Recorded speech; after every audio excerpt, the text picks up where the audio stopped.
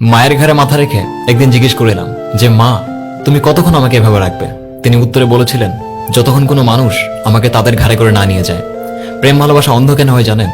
কারণ আপনার মা আপনাকে দেখার আগেই ভালোবেসে ফেলেছিলেন। আপনার ভাগ্য কখনো খারাপ হতো না যদি ভাগ্য লেখার হকটা মায়ের হাতেই থাকতো।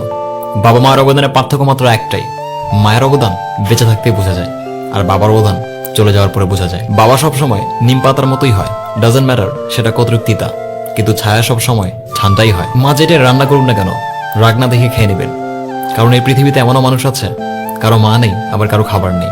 আপনি তাদের থেকে অনেক ভাগ্যবান। তাই ওই আল্লাহর কাছে একটাই চাওয়া, মা ছাড়া কোনো ঘোর না হোক, আর কোনো মা ঘোর ছাড়া না হোক। একটা কথা কি জানেন, সমুদ্র আর বাবার মাঝে অনেক মিল রয়েছে, দুটোরই গভীরতা কখনোই বোঝা যায় না। আর যে মানুষটি আপনার জন্য হার মানতে পারে, তার কাছে আপনি কখনো জিততে পারবেন না, আর সেটি হলো আপনার বাবা। আর তাই পৃথিবীতে সব থেকে বড় অসম্ভব কাজ হচ্ছে বাবা মায়ের ভালোবাসার পরিমাণ খুঁজে বের করা। দেখুন, পানি গরম হতে সময় লাগে, চাঁদ পূর্ণিমা হতে সময় লাগে, ঠিক তেমনি আপনার এই মরিচা পড়া ভাগ্যটা খুলতেও সময় লাগবে, যে সময়টি আপনার থাকা উচিত। আর মনে রাখবেন, এই পৃথিবীতে আমরা একবারই আসি, তাই এমন আমল করুন যেন দ্বিতীয়বার আসার ইচ্ছা আর না হয়। সম্মান আর প্রশংসা চাইলে পাওয়া যায় না, অর্জন করে নিতে হয়। ঔষধ পকেটে নয়, কেবলমাত্র আপনার শরীরের ভেতরে গেলে আপনি সুস্থ হবেন।